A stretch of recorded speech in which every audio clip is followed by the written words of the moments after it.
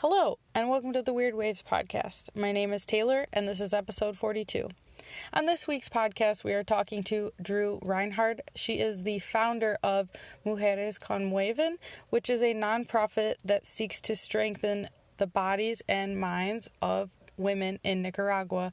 This is a very awesome episode. We hear all about her specific nonprofit, what it takes to run a nonprofit, and the goals of her foundation. It's super interesting. We were actually referred Drew by our former guest Giardia. Every time Giardia goes to Nicaragua, she brings things for Drew. So it was really cool to meet someone else who has been involved in this project as well. So I really hope you guys enjoy this episode. It's a really good one.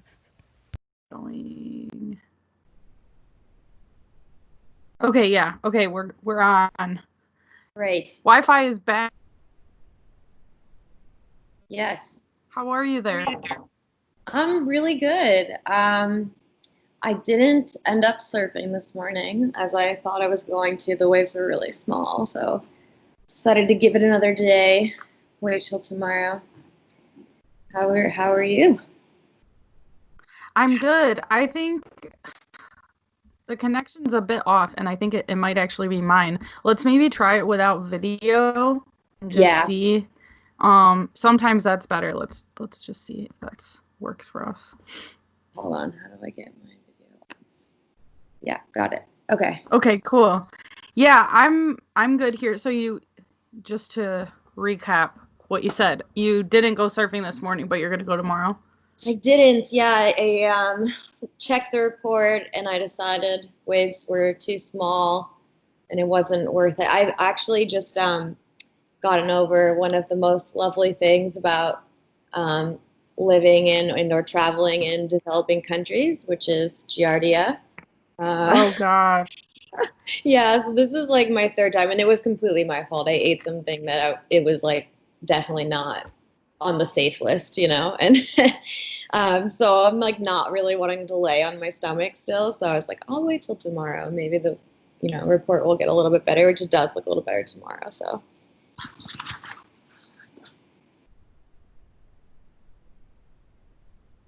And how? Oh no, I can't hear you.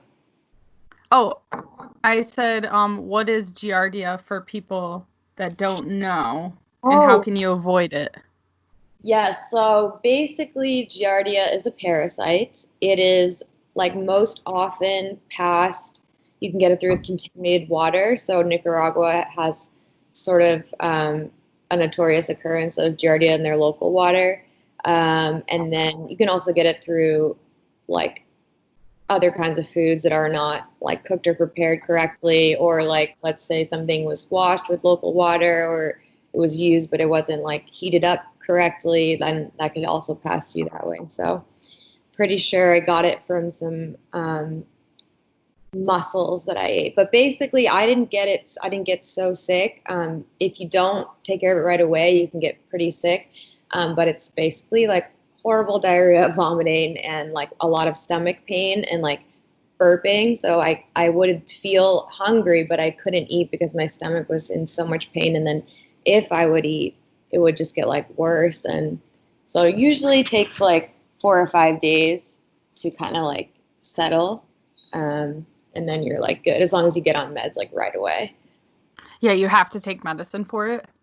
Yeah, you need to get on like a anti-parasite medicine, and I think they gave me something called let's see, this is called metronidazole and another antibiotic. So, and then that just kind of like takes care of it. I think there are natural ways to do it, but I just like don't mess around while I'm here.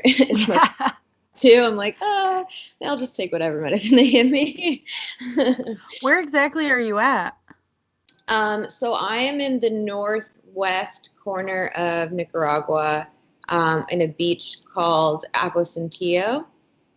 So Nicaragua is broken down into like departments. So we're in Chinandega, which is like one of the bigger departments in Nicaragua. And then, like I said, the beach that I'm by is called Aposentillo, and the village that I live in is Aserradores.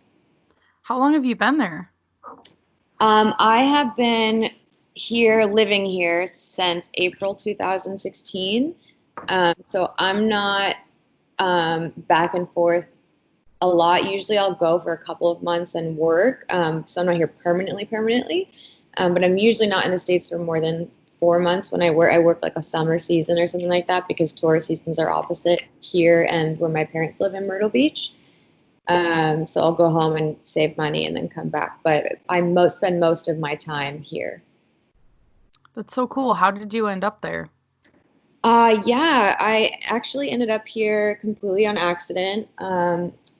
I came here with a girl who, at the time, she was my business partner. Her name is Charlotte Mason, and she's also epic. And basically, she said, "Hey, I'm doing this retreat in Nicaragua. It's going to be surf and yoga, and I'm going to go down and do some like nutritional workshops and make sure the food is on point for the guests, and they've got all their dietary needs. Like, do you want to come and assist me?" And I was like, "Hell yeah, of course I want to go to Nicaragua."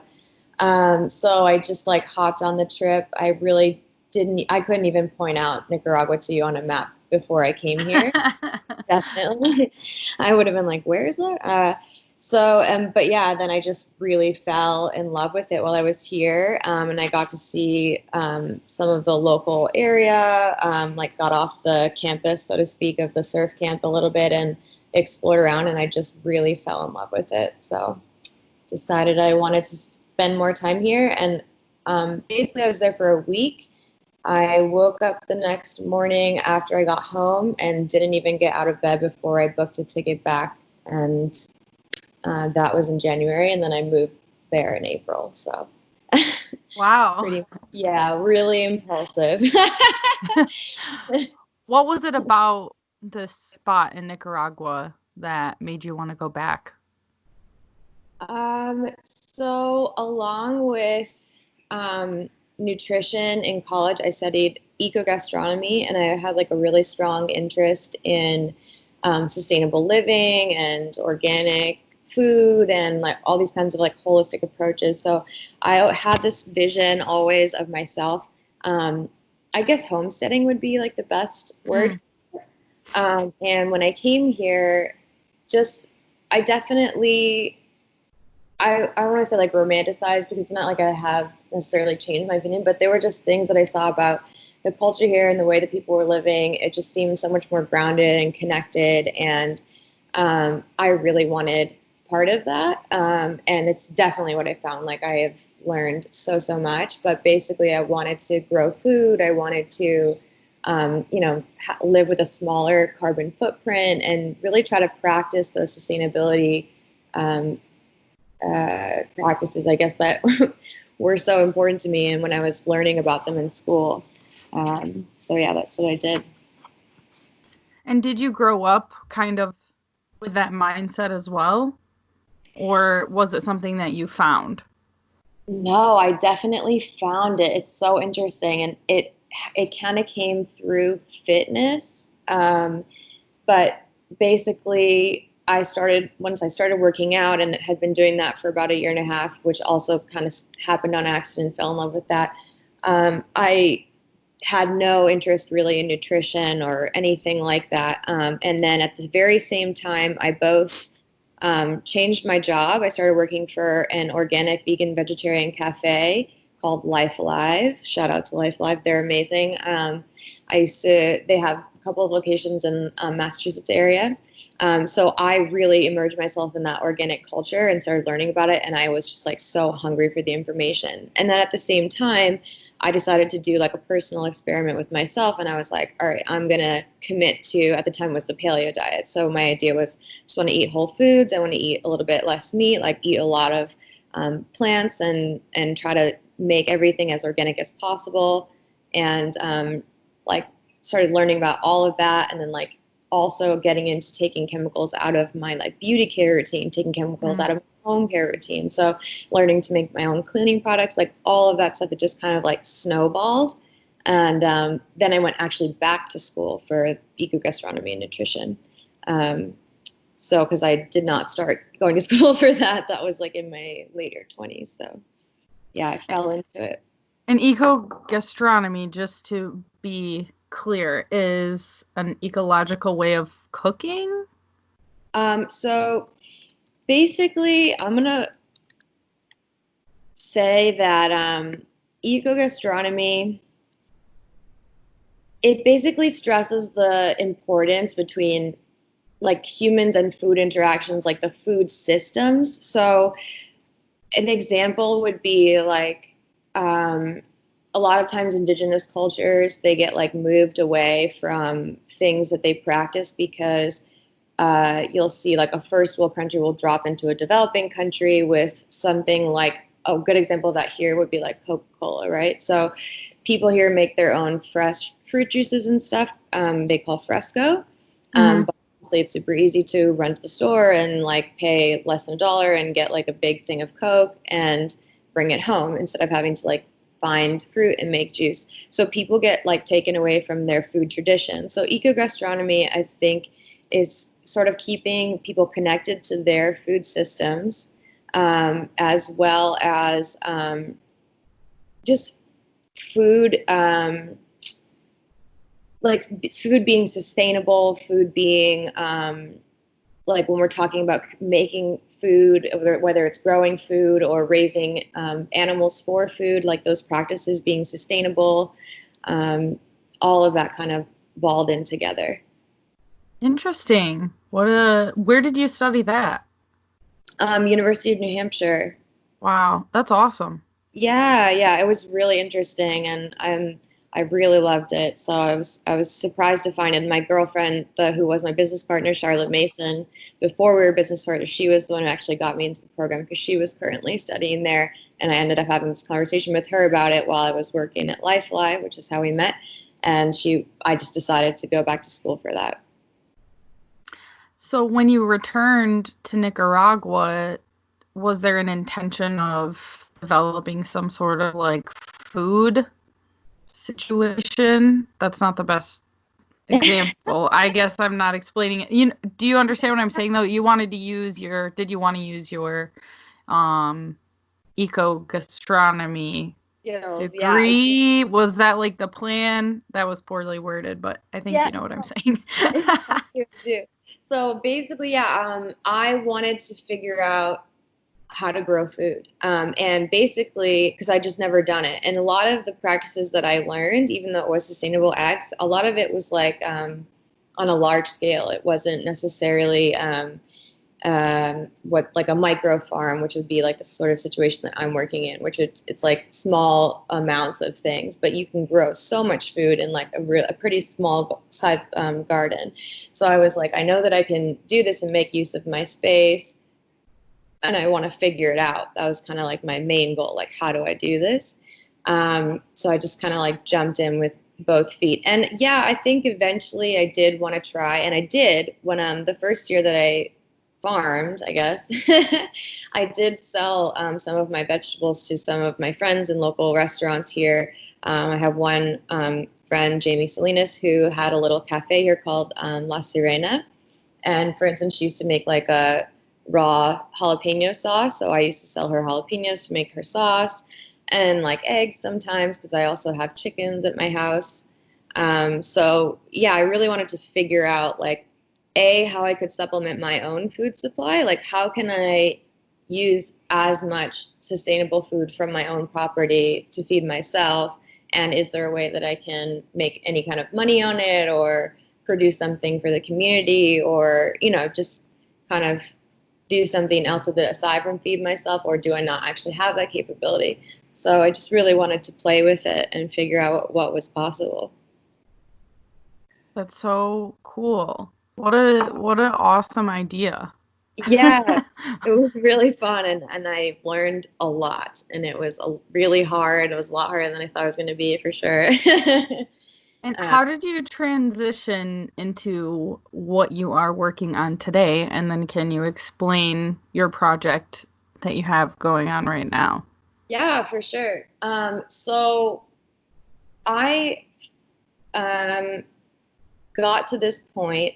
Basically, my whole, like, I'll just say organic, sustainable, like chemical free journey started with fitness. That was how I got into that whole world. And So fitness became this really important pillar in my life, and I really like needed to work out because it just balanced me in a way that nothing else was really able to do for me.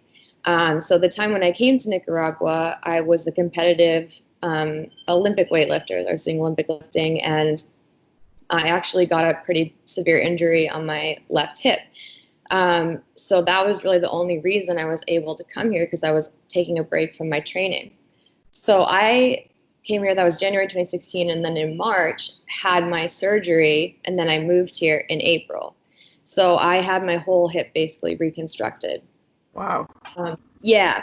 So that year previous was difficult because from diagnosis to surgery was almost 6 to 7 months. And then after that, while I was recovering here, it was really difficult because one, I was super isolated. I had no access to a gym. Two, I couldn't really move well. And I was afraid to surf because I'm goofy. So the leash goes on my left foot.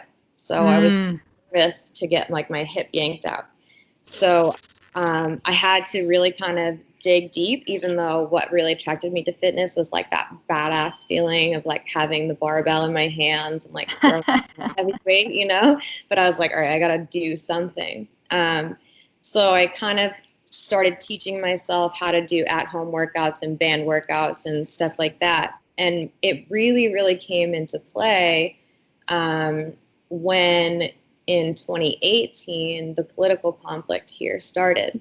And that was a really scary time because for me, I just saw a lot of people lose their jobs all at the same time. Like a lot of my friends here who'd been working and slowly building something over that first 2-year period where there was so much economic growth here, and they just all crashed. And I think nobody was really expecting it. Nobody really had a way to cope with it. And a lot of people, there was a lot of like heavy drinking going on and partying. And that was also amplified by the fact that I lived right next door to a hostel. So like it was like, yeah. So yeah, I was like, all right, I don't want to do that. I know it doesn't work for me. So I basically quit drinking and then started working out by myself. And I was like, wow, I feel so much better. At least I can channel my energy. And then I was like, oh, there are definitely other women going through the same thing that I am. And specifically because there aren't really any spaces for women to be social. With men, it's like you can go to the bar, you can go to the baseball game. But here, it's really different culturally. Women don't really go to the bars. I mean, they do, but it's just like a really different, it's very difficult to explain if you don't kind of live in it. So I was like, there's definitely other women who are dealing with what I'm dealing with, and like they're maybe at home and maybe their man is out in the bar and they don't have a way to interact with people. So I started inviting girls that I knew to work out with me. And it basically, they would just be like, thank you so much for giving us this time, and like to just forget about what's going on, because all of them were struggling with losing their jobs and everything as well. So I just was like, wow, this is important. This is impactful. And I just kind of kept digging in. And I don't know, it just kind of grew from there. What was the political and economic situation that happened in 2018? So what happened was in April of 2018, this big conflict started because the government wanted to, I think they were raising the taxes and lowering the Social Security benefits. So people were like really upset about it. And there were some groups of students and things that were protesting. And in one of these very first protests, I think it was 29 people were shot and killed. Oh, gosh. Yeah, so it was a really huge deal. And even my boyfriend at the time was like, oh, you'll see, this is sometimes how things go. Like, we'll move on in a few days. But that like really didn't happen. It got like really insane. People were constantly protesting in the streets in the big cities. It was almost like this threat of like constant danger if you were in those areas. I luckily am in like a very isolated rural area, so I didn't have a really direct experience with the violence part of it. But I was seeing it on Facebook. I knew friends in those cities. So it was really scary because we just didn't know what was going to happen and how long it was going to go on for. There were times where they were like ripping up the blocks of the street and making barricades. Like, there was a time period I remember where, you'd always see these videos on Facebook of like people with these big guns, like going through the cities and Hiluxes, like with the mask on. And so, yeah, it was just like really a lot of political conflict and violence going on and roadblocks all throughout the country at one point. It kind of just eventually died down. Nothing was really solved or resolved. So it's kind of this weird thing because it's still up in the air and there is a pending election coming up. But yeah, there was really, really no resolution to the problem. It just sort of fizzled out eventually. I think people got tired of fighting in the streets. I mean, it was really fighting in the streets. Like buildings were lit on fire. Like people were really being, like killed, like just straight out sniper shot in the head in the middle of the street. It was really, really horrible. So, what made you want to stay through that? It just seems like a very hard time to be not native to the country. Yeah, it definitely was. I think there was a couple motivating factors. One was, I really was trying to make a life here, and I didn't want to feel like some external factor was making me give up. I guess that's just my stubbornness, like I was like, I'm going to make it work. But also, at that point, once I started really connecting with the girls, I really felt kind of responsible. Like I wanted to help them. I wanted to use the skills that I had to give them some coping skills as well. So that was a big part of it. And I think, the other part was I was in a relationship and I was engaged. And so I didn't want to leave that person behind. Like I felt that if I was just going home, it was almost like I'm running away, but he had to be stuck here. In the end, I did end up going home for about 7 weeks, and I worked, like every day and saved a bunch of money in that short period of time, because I just made the decision that like we weren't going to get through that situation if I didn't do what I had in my power to do, which was go home and work and make some money and come back. But yeah, it was definitely a tough decision. My parents were totally freaking out, as you might imagine. My dad was like sending me pictures of news articles from the New York Times. Yeah. Armed Nicaraguans with like bandanas on and like huge guns. I was like, oh my God, I'm so sorry. I was like, but I promise I'm safe here. Because we never saw that here, like where I was. It was really only in the cities. And I even told them, like, it's actually probably more dangerous right now for me to go to the airport than it is for me to just stay where I'm at. Like, and that was true. That was not a joke. It was really bad in Managua where the airport is. Wow. How is now that you have worked and you've had this for about 2 years, is it a foundation or how is it structured?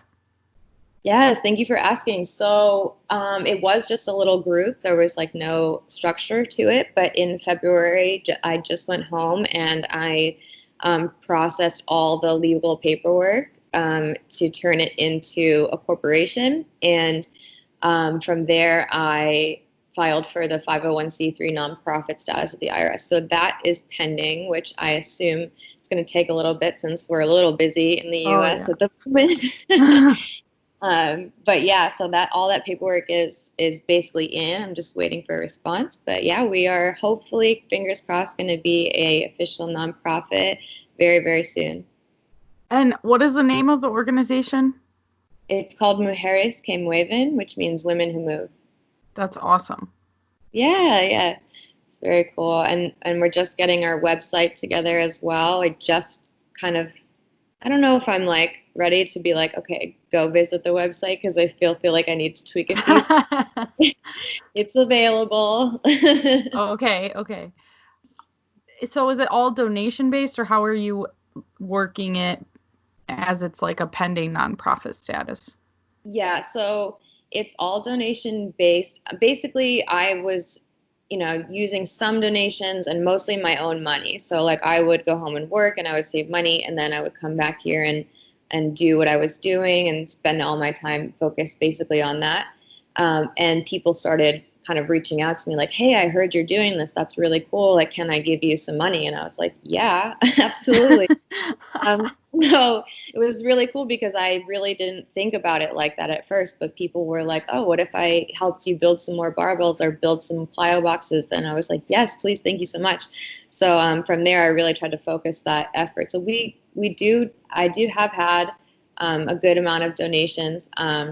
I would like to continue having donations, but I am trying at this point to structure it more so that I have also some content available for people who are donating. And I'm also now that I have the structure of the corporation, we have a board.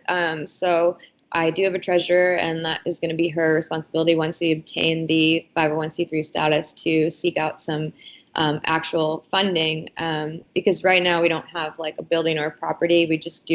We were at first borrowing somebody else's yard essentially to do our workouts in. Now I've created enough space in my house to do it.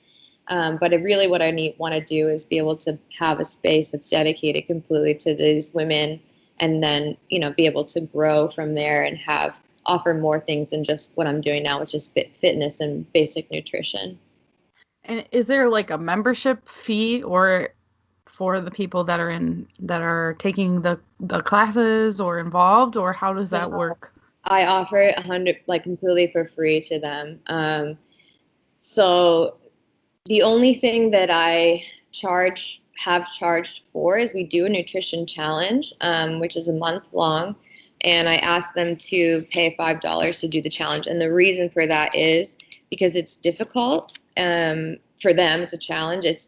For me, it's a lot of work, and you won't have the desired results if you're not like fully committed. So I feel that $5 kind of makes you like a little bit more committed. And then what I do with that money is basically like pull it together, and then that becomes like a prize at the end of the challenge. Like, oh, that's cool.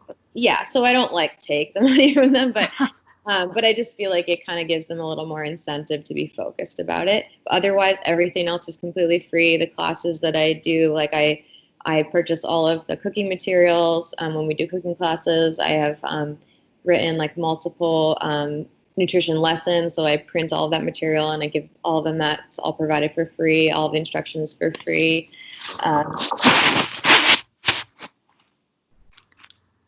And how do people find the program? Is it just word of mouth, or are you advertising, or what does that look like? Yeah, it's word of mouth. So where I live is like really small and isolated. So it's pretty much mostly people from this village, even people from about 10 minutes away, which I know seems like that's super close. Here, it's just so different. I feel like distance really is a barrier. So like the next village over is like Manzanillo or Santa Maria. And I even have kind of some trouble getting women here from there, because just logistically, maybe they don't have someone to watch their kids, or maybe they don't have a motorcycle to get a ride over here.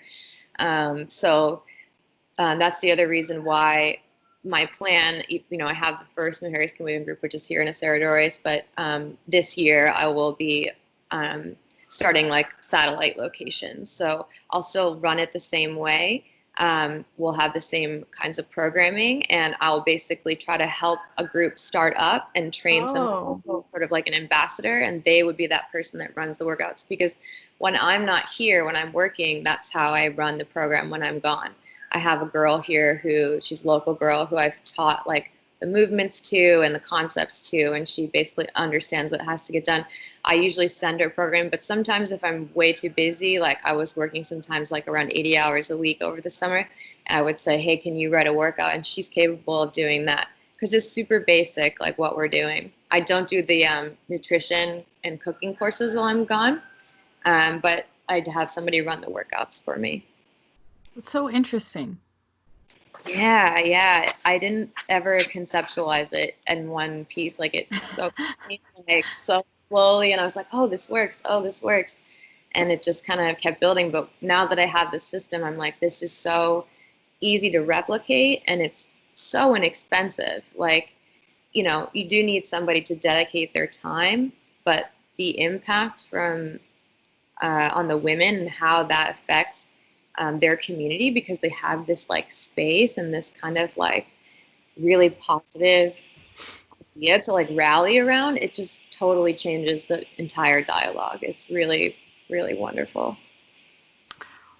Well, that's such a cool thing to add into a community, and something that can be like franchised out without being a franchise. It's a pretty Yeah. cool concept. Yeah. I can't believe I just happened on it on accident, to be honest.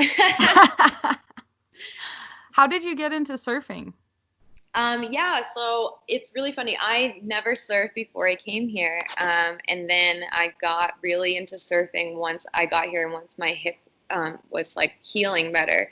I am not a person that likes to be bad at things. I mean, I think all of us kind of are like that, but I mean, I really get frustrated with myself when I don't pick something up quickly. So surfing was really difficult for me.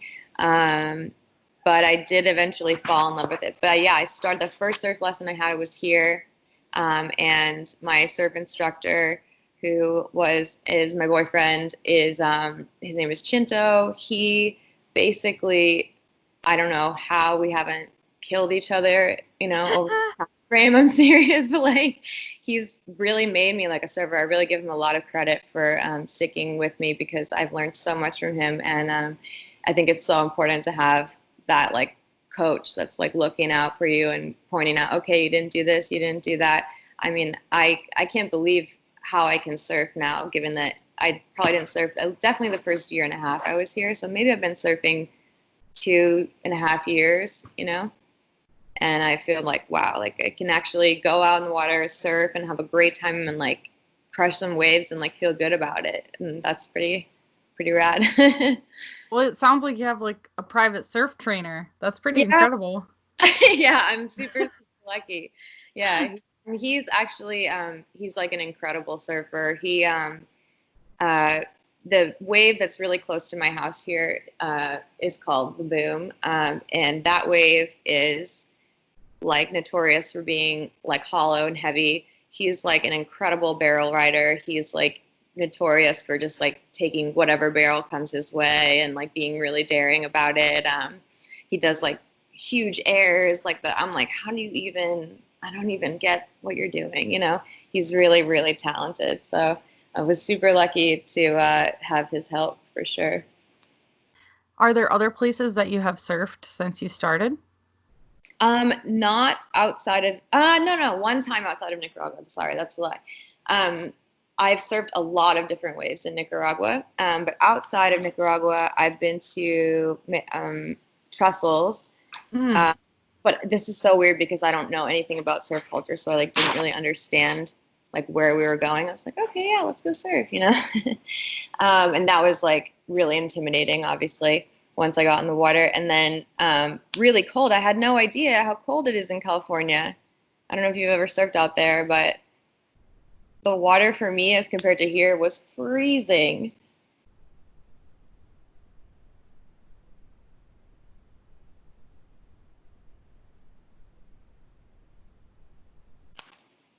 Hello? Ooh, I thought I missed you. Oh, there we go. Yeah, yeah. I just said, when did you go? Like, what time of year did you go? Oh my God, you're gonna laugh. I'm such a baby, but it was June. It was June. It was June. And I had like a thick wetsuit on, and I was literally could not feel my feet on the board. Like I was so upset. Well, when you're used to warm water, it is hard. That transition is hard. And also, it's harder to paddle. So I feel for you. You're not a wimp. It's okay. Thank you. I appreciate that. I appreciate it. I mean, you surf trussels. That's like awesome. I mean, I'm not gonna say I surfed trussels. I'm gonna say You are that okay. I caught a wave like off the shoulder at trussels, and then decided to get out of the water because I was too cold. But I did like get in the water. We did surf lower trussels, right? So that's Oh, like yeah. crowded, like a different day, and I did stay in the water a little bit longer. But again, like I just couldn't keep my body warm enough. Like I was so miserable. And then I also surfed a little bit in Venice Beach, which wasn't really great because I don't know if you've been there, but that wave is just kind of weird and jumpy and like kind of like it comes off the pier and it's like this one peak and there's too many people there. It was just not really a good situation, especially for me where I'm like a beginner surfer and I'm still kind of like, is that a good wave? Like, I'm like, yeah, I'm gonna go. Well, there's Yeah. something about when there's so many people in the water. It's difficult because it's hard to read people anyways, but then if you're a beginner, you're trying to do so many things at once and also read people in the water, it just becomes really stressful, I think at least. Yes, I 100% agree with that. I But would I think never it's have learned to surf in California. well, I think it's cool to um go to a place like Trestles and not really know the culture and then just be like, I'm doing this. Just like, It's really good when you're blissfully ignorant. It's perfect. yeah. That was definitely me. Like I kind of knew, like I'd heard it because, like my boyfriend, he'll watch, surf competitions and all this, and so I hear that in the background while I'm doing something else on the computer, and he's watching, all that on YouTube, and I hear Trestles, but like I didn't really understand the significance of it. And what was funny too is that he is like a super, like I said, aggressive, really good surfer. And when we went there, he didn't tell me this until he got later in the day after we got out of the water. But he said that he was in there and he was kind of hanging out on the shoulder because, he was trying to figure out how the ranking was going. And, like he didn't want to jump in on anybody. It's his first day there and he knows how surfers are with their waves. So he said, this guy was like, if you can't surf, then like, what are you doing here? Oh, And he God. was like, all right, bro. So he kind of like got in the middle of it and like continued to surf. But he said that people were literally throwing punches over waves in the water while he was there. And I was like, that is insane. Oh, God. Yeah, I can't even imagine. No. What's the surf culture like in Nicaragua? So we are super lucky in that we're isolated again, and there's not that many people here. And that's even less since I started coming here because the tourism got like knocked down so much from that political conflict. And now, of course, with this whole COVID situation, it's Hmm. really empty. So yeah, everyone here is like really forgiving, like very much, especially the locals, like they're really like kind of trying to throw waves, I think, a lot of times to people who they know are visitors when they kind of have this realization like, oh, like they're only going to be here for a week or whatever, and let's give them a good time. Like they have a really great attitude about it. Oh. Yeah, it's super fun in the water. Everyone's really nice, and really inviting. I've never had any negative interactions with anyone here, really. Certainly not local. Sometimes you get like the odd person that's like visiting. That's kind of weird. Uh, like, oh, like that's a weird attitude. Like we don't do that here. But most of the time, 90% of everybody is so, so nice and really just wants you to like, they're just stoked for you to crush your own way too. They're like, yeah, I get it. So it's fun. Well, that makes you want to visit there, because so much of the surf travel can be stressful when you go to a place and, it's like, oh, locals only. But when the locals want you to have fun, then that's awesome. It kind of sounds like the Philippines is kind of like that. They're pretty open to visitors and pretty like friendly, and that's cool. Yeah. I think I've heard like sometimes like I don't know. I'm obviously more talking about the waves like where I live, and we're Hmm. like I said again super isolated. Like if you go more south, it's more touristy, or I wouldn't say not touristy necessarily, but just like more people visit those areas. So maybe I have heard sometimes people like have a little bit different experiences there, but I mean like we really like love people to come visit, and like the locals are always just super stoked to like show people around and share that stoke share the culture. What is it like now with the COVID situation? Are you guys affected by that? Yeah, so it's really interesting. It's hard to tell. as you might imagine, with the political situation, given all of that conflict, where you don't really have a lot of faith in what the government is putting out for the nation. They're sort of claiming that their numbers are really low. I don't know if that's true or not. I wouldn't have any way of really knowing that. A lot of businesses, like factories and stuff, have chosen to close down. There's still some places open. The thing that immediately was obvious is, as soon as, I would say, Italy started getting really bad, we immediately felt the effect economically, because the tourism is so, what's the word? It's like sensitive to what's going on, right? So Nicaragua is just kind of one of those places. I feel like it's kind of already, people are nervous maybe to come here because it's so different. And then, so the second anything weird is going on, people are like, oh, maybe I'll cancel that trip. So it definitely fell off immediately. So right now where I'm at, all of the resorts are closed, every single one of them. There's no restaurants open. Everybody has basically lost their job again, which is really unfortunate, because people are basically just kind of getting to the point where they're like, okay, I feel safe after that whole political conflict. So it's definitely going to be really tough for a lot of people here, unfortunately. But I don't know. I haven't seen a lot of like sick people. I haven't seen any reports of hospitals being overwhelmed or stuff like that. So I feel like that's good, but I also don't know if we're just that much further behind, or, it's so difficult to tell.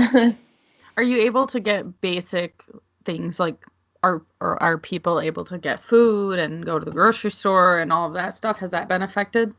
Yeah. So like, even, we're like, our closest grocery store is like 40 minutes from where I live.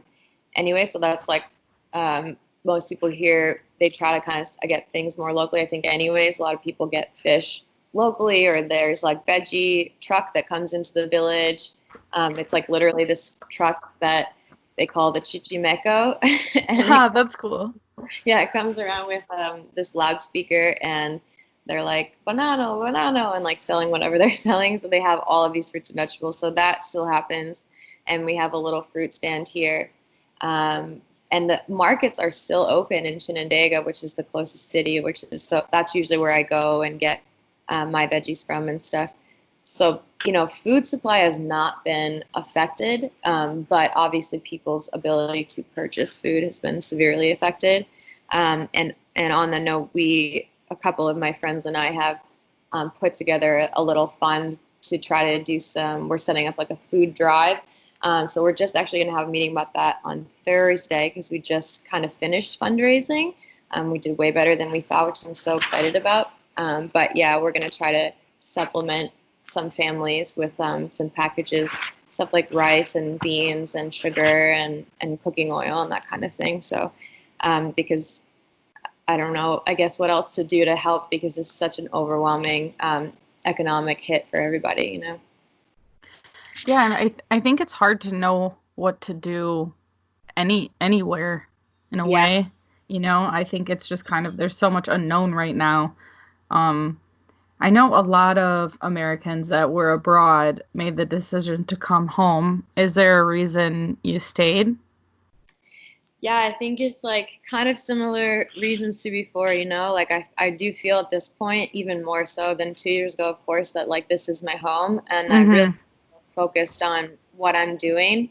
It almost also feels like this is the time for me to really dig into what my skills are and try to make this online presence work for me, because I hadn't really gotten into it. So I'm really trying to branch out and see how I can like offer classes online to supplement my personal income, so that I can stay here and continue to do my work. Because the other thing is, actually, when I go home, what I do is I work in the restaurant industry, because it's super easy, quick money. And I'm in good shape, so it doesn't bother me to be on my feet for a 15-hour shift.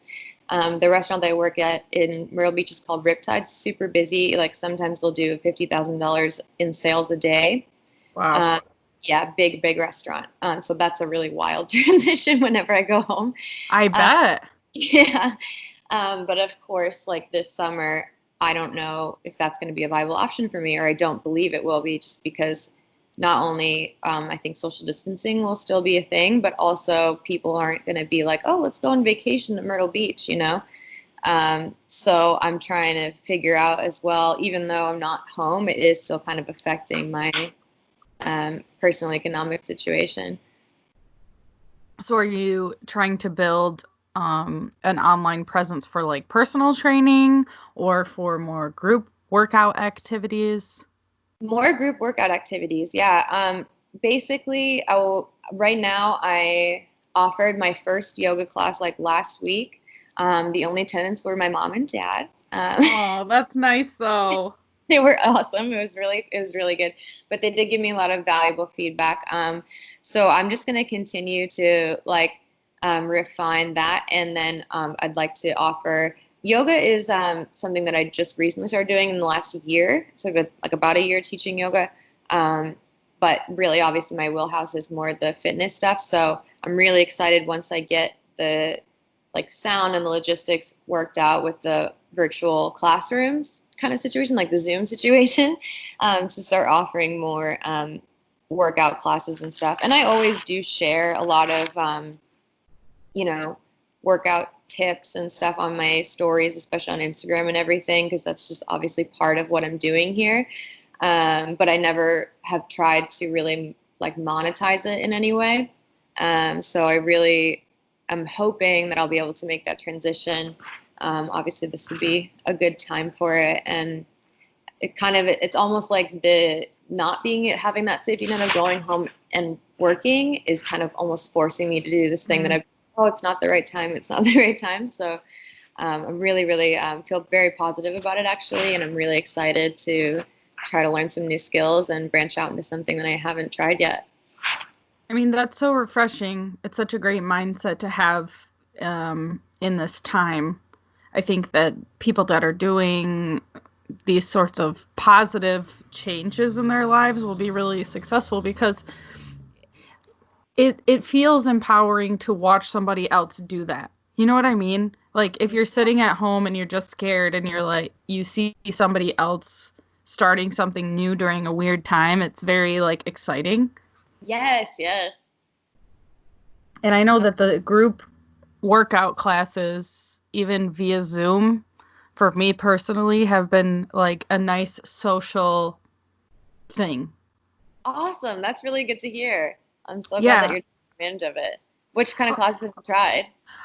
So Surf the Greats, which is the surf shop where Shazia, by where she lives, they are doing everyday meditation, and then Wednesdays and Saturdays they're calling it tidal flow, but it's a mixture of yoga and this animal flow type of movement, and it's really cool. They gear it towards surfing. I just love it because they like say hi to everybody before the class starts that wants to have their video on, and you can see how many people are in the class. One of the days there was like 55 people in the class. Like it's just crazy. It grew so much, and it just feels like you're a part of something. And I think that's really nice. Yeah, absolutely. I that's like I think it's so important, especially with fitness and especially with when you're working in situations where people are isolated. So it's really funny because I actually feel like like oddly equipped to deal with the situation because I've been already so isolated, and I had Hmm. that big situation kind of taking over my life in terms of uncertainty with the political violence here. So I'm already kind of feel like, oh, like I know how to deal with this. But it's so important to have community in those times, and that's why like Mujeres Que Mueven works so well because it creates community. But I think that translates like so easily into that video workout platform. So it's like I love that you're saying that because I think it's so dead on. Like community, it just makes you more excited about committing to your goals. It makes you feel like you're part of um, something bigger than yourself, which is always important. It's such a great feeling. when other people are like cheering you on, or at least you're in it together, kind of trying to achieve the same goal. Totally. And it's not something that I would usually do, but Yeah. during this time you have to, it's like one routine thing. So I'm sure that you'll be successful in that because people, whether they know it or not, they're kind of looking for it. So if they try it, and that's how it worked for me. I was like, oh, let me try it because my friends are doing it, are putting it Right. on. And then now it's like, I know that every Wednesday and every Saturday at 10:30, no matter what, I'm going to do this thing. And it's really been like the only kind of like routine thing to do. Yeah. Well, hell yeah, that's so cool. I'm so like pumped to hear that because I just fitness is like so important and movement is so important. It's just really nice that even though this is such a terrible situation and people are having such a hard time, that it's getting people who, like you said yourself, this is not something that you would usually do, like out of their comfort zone. I know you're active, you surf obviously, but you getting out of your comfort zone and experiencing movement in a different way. And it's just so cool. I'm very stoked to see it. I had another girl that I follow or just got turned on to. Her name is Rachel Brooke, and she did a Zoom online workout class. She had 197 attendees in her class. Isn't that crazy? Yeah, it's wonderful. I was like, wow, that's really inspiring. And I was like, hell yeah. Just it's really cool to see people, just diving in and trying to take the situation and find the positive outlet for it. Totally. And you'll have to keep us posted with which avenue you take your own personal online fitness in. That way we can, you know, be a part of it, or you can use some of our listeners as guinea pigs to give you feedback because they are very good at giving feedback. That's for sure. Yeah, absolutely. I know as of right now, I'm definitely going to be doing a Zoom yoga class on Tuesday at 10 a.m. Eastern time. So it'll be 8 a.m. my time. To be honest with you, don't actually know what time zone we're in. I just always know that I'm 2 hours behind the East Coast because that's where I'm from and that's who I call all the time, and my parents. So, we don't do daylight savings time here, so like we're 2 hours behind. But, Okay. Well, I'll put yeah. in the description, the actual I'll look at whatever the time zone is, but we'll put it in the description of what time zone, because that's perfect. That will be the day after this episode comes out. So Oh yeah, that's right. I didn't even think about it. That's cool. Awesome. All right, so cool. I I'll have send you that. a oh yeah, sorry, I didn't mean to cut you off there. No, it's okay. It's hard. This is the only hard part about not doing video. Is like those facial cues you kind of miss out on. Yeah. Yeah. So I have three last questions for you. The first one is, what is the weirdest wave that you have ever surfed? Ooh, the weirdest wave that I have ever surfed. Okay, unintentional surf kind of, but one time I was doing a really long paddleboard trip and I had to cross a river mouth, and it was like a river mouth that was breaking. It was like a low tide break, and I have like the paddleboard and the paddle and like trying to get through that without totally tanking. This is like a 2-day 50-kilometer paddleboard thing, and this came out like in the last 2 hours of it, so I was exhausted. That was definitely the weirdest wave I ever surfed. I was like, this is terrifying and horrible. And this freaking paddleboard, it was not like an ocean paddle, it was just like terrible setup. I crashed and burned. I luckily did not lose my paddle. But but yeah, that was the weirdest wave for sure that I ever surfed. And what was your biggest oh shit moment while surfing? Like your big scare moment? Oh my goodness. My biggest oh shit moment was I went to surf another river mouth actually called Padre Ramos, which is a little bit north from where I'm at. And these waters are known to be sharky, and this wave that day was well overhead. Like I don't know, maybe like 10 foot, like big wave. And so for me as a beginner, like that was definitely huge. And the current, how that pulls like sucks into the river mouth is like super strong. So I also wasn't really like strong enough surfer to be there, like a paddler. So anyways, I get into this wave, I drop in on the wave, and I'm like, oh my God, I did it. I'm fucking rock star. Like, I am fucking surfing this massive wave. Like, this is epic. I'm like going, and all of a sudden I see this kid drop in like right in front of me. And because I'm a beginner, I just panicked and like didn't know what to do. So I jumped off my board, which I shouldn't have. I found out afterwards, like he should have corrected himself. I'm not sure why he did that. It was like a guy that I know really well. He was probably just being a jerk. And so anyways, I crashed and burned. And then I was really caught super far inside on this wave. And I just see these like massive waves in front of me, like crashing. And I'm like, oh my God, I don't think I can hold my breath for this long. Like, what is going to happen? And I took like 2 waves in the head. And luckily that kid kind of stayed there. He's like, are you okay? And I was like, I'm fine, but I'm a little scared. And he stayed with me until I was able to like paddle back out from the inside. But that was pretty terrifying. That made me not want to surf for a little bit. There's always that one moment where you kind of get, you got to get your ass kicked a little bit to get over your fear, I think. Yes, yeah. And now I know, like, okay, at least I can handle that. So whenever the waves are not that big, but they're big, I'm like, I got this, I definitely feel more confident. That's for sure. And my last question for you is, what is next for you? What is next for me? That is a really great question.